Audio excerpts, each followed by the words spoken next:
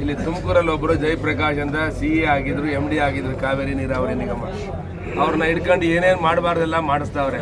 ನಾನು ಜಯಪ್ರಕಾಶ್ ಕೇಳ್ತೇನೆ, ನೀನು ಇಲ್ಲಿ ಏನಾದ್ರು ಸೇಫ್ ಆಗಿರಬೇಕು ಅಂತ ಹೇಳಿದ್ರೆ, ನೀನು ತುಮಕೂರಲ್ಲಿ ಹುಟ್ಟಿ ಬೆಳೆದು ನೀನು ತುಮಕೂರು ವಿರುದ್ಧವಾಗಿ ಏನಾದ್ರು ನೀನು ಈ ಥರ ಎಲ್ಲ ಮಿಸ್ಅಡ್ವೈಸ್ ಮಾಡಿದ್ರೆ DK ಶಿವಕುಮಾರ್ ಅವ್ರಿಗೆ, ಜಯಪ್ರಕಾಶ್ ಅವರೇ ಎಚ್ಚರಿಕೆ ಕೊಡ್ತಿದ್ದೇವೆ. ತುಮಕೂರು ನಗರದಲ್ಲಿ ವಾಸ ಮಾಡ್ತಾ ಇದ್ದೀರಾ, ನಿಮ್ಗೆ ಯಾವಾಗಲೂ ತುಮಕೂರಿನ ಜನರ ಹಿತರಕ್ಷಣೆ ಮಾಡಬೇಕು ಅನ್ನೋದು ನಿಮ್ಗೆ ಗೊತ್ತಿರಬೇಕು.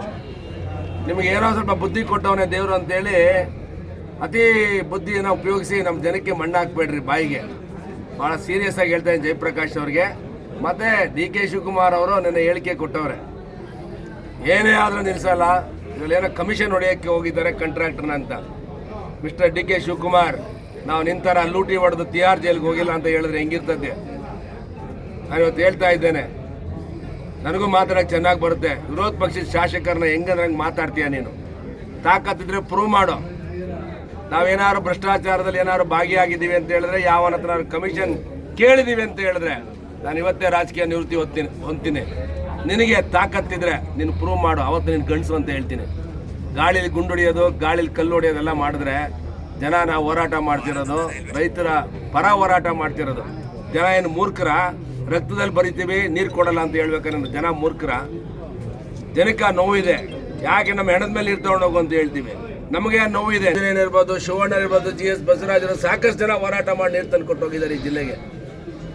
ನೀವು ಇವತ್ತು ಬಂದ್ಬಿಟ್ಟು ನಿನ್ಗೆ ಏನು ಗೊತ್ತಿದೆ ಕಷ್ಟ ನಿನಗೆ ಹೇಮಾವತಿ ನೀರ್ದು? ನೀನು ಹುಟ್ಟೇ ಇರಲಿಲ್ಲ ಹೇಮಾವತಿ ನಾಳೆ ಹೊಡಿಬೇಕಾದ್ರೆ. ಗೊತ್ತಿದ್ದಾರೆ ನೀನೊಬ್ಬ ಷಟ್ಕನಿಗೆ, ನಿನ್ನ ಸಂಬಂಧಿಕನಿಗೆ ಅನುಕೂಲ ಮಾಡೋಕ್ಕೆ 5 ತಾಲೂಕು ಜನಕ್ಕೆ ಬಾಯಿಗೆ ಮಣ್ಣು ಹಾಕ್ಬಿಟ್ಟು ವಿಷ ಹಾಕ್ಬಿಟ್ಟು ನೀರು ತೊಗೊಂಡೋದ್ರೆ ಬಿಡ್ತೀವ?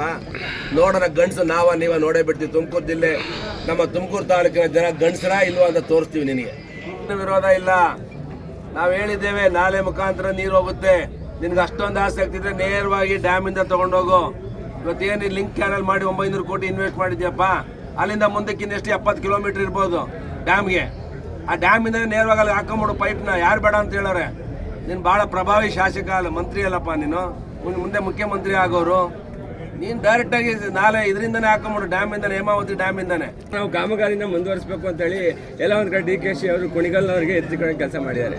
ನಾನು ನೋಡ್ರಿ ಹೇಳೋದಿಷ್ಟೇ, DKC ಮಾತಾಡ್ದಂಗಲ್ಲ, ಇದು ಜನ ಎದ್ದೊಳೋದು.